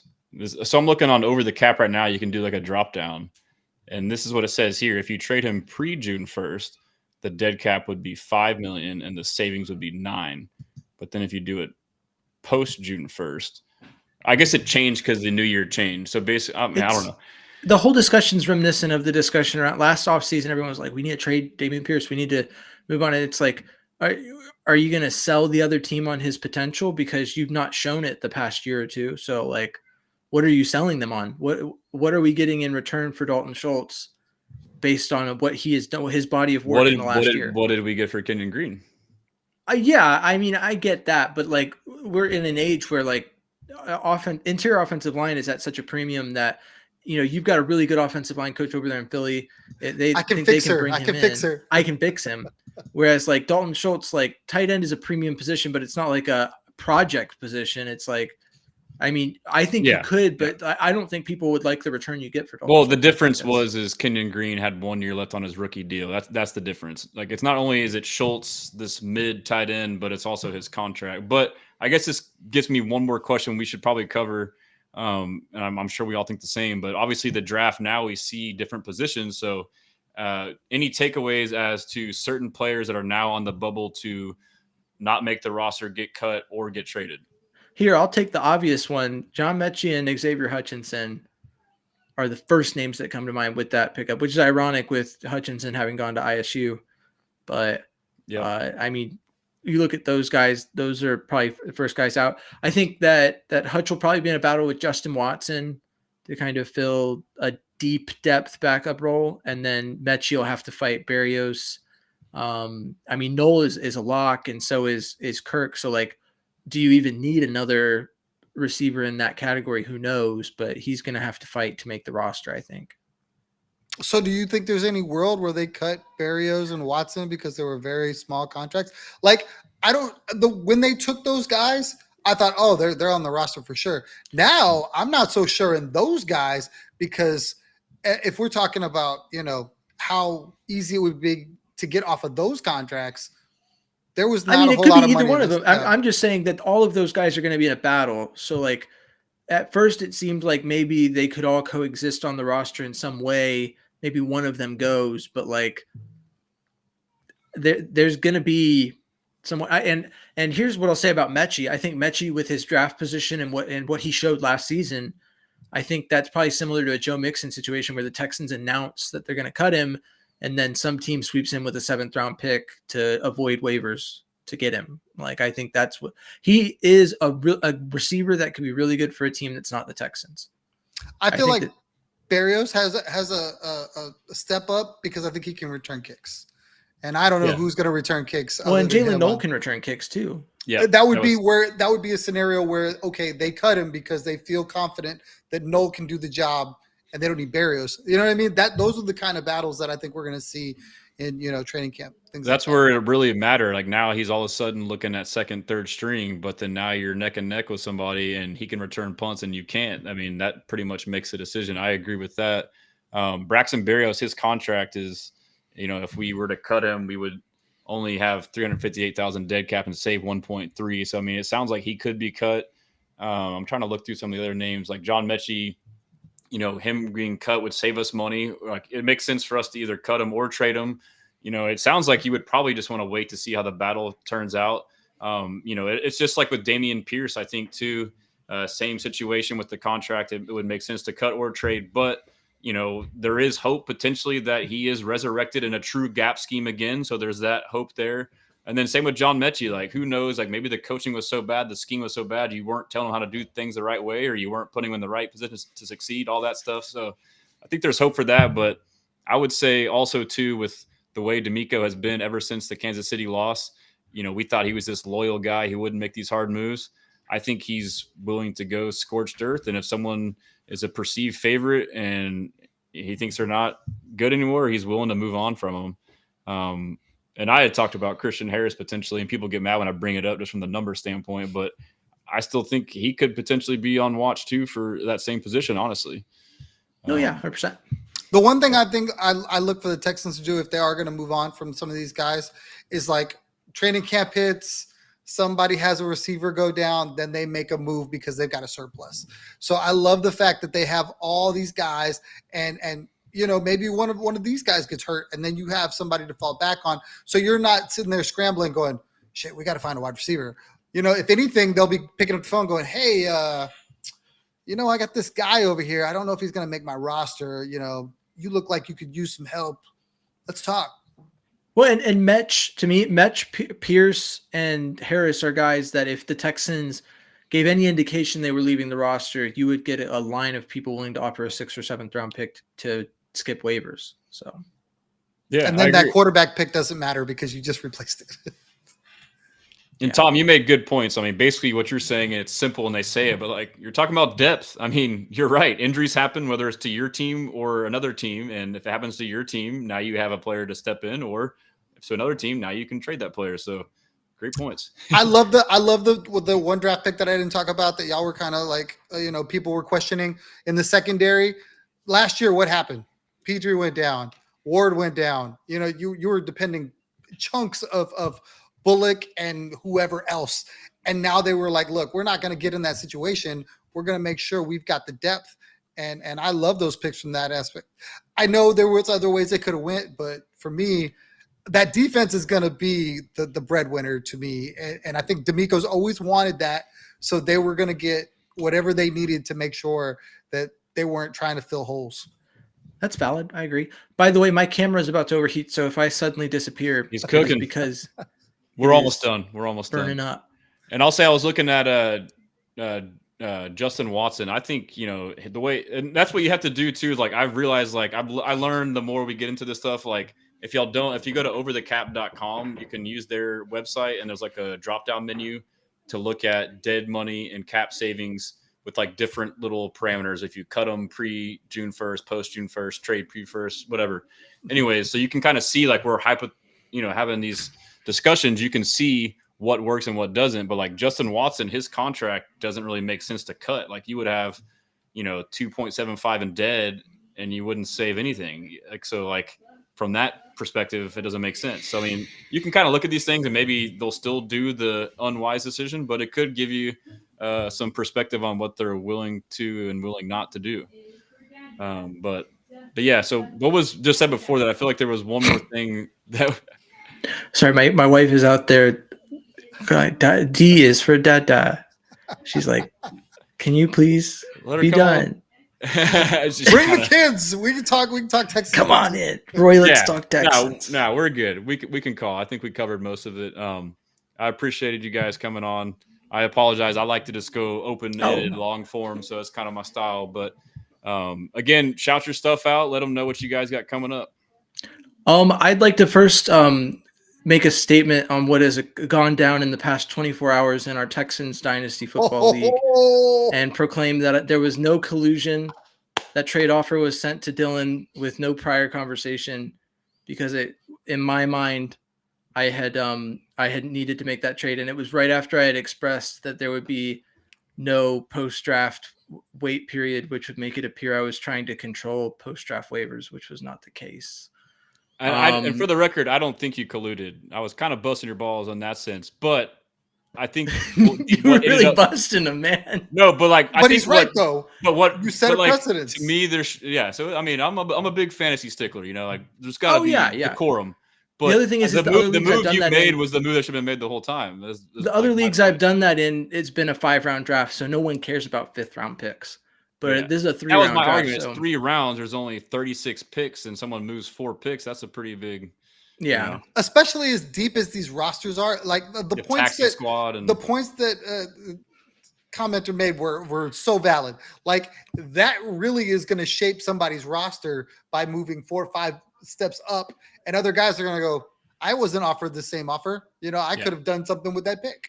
Exactly. And so for the audience, we're all in a dynasty rookie sleeper league on sleeper, and James is the commissioner, and we had. And I really like to draft Mr. Irrelevant every year. Rules with an iron fist.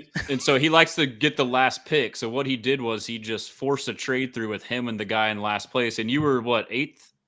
And he was 12th? I was in 8th. So yeah, I the trade sat there for a minute, and I got the vibe that everyone was good with it. But then you dissented, and then the draft. Well, you dissented, and then the draft started, and I was like, oh, I got to push the trade through. And then I was like, oh, wait, this is actually a thing. Okay, well, now I can rewind it back. And I'm the commissioner. I'm all powerful. I can make anything happen in the league. See, now I'm getting sketched out again. Now I don't trust you.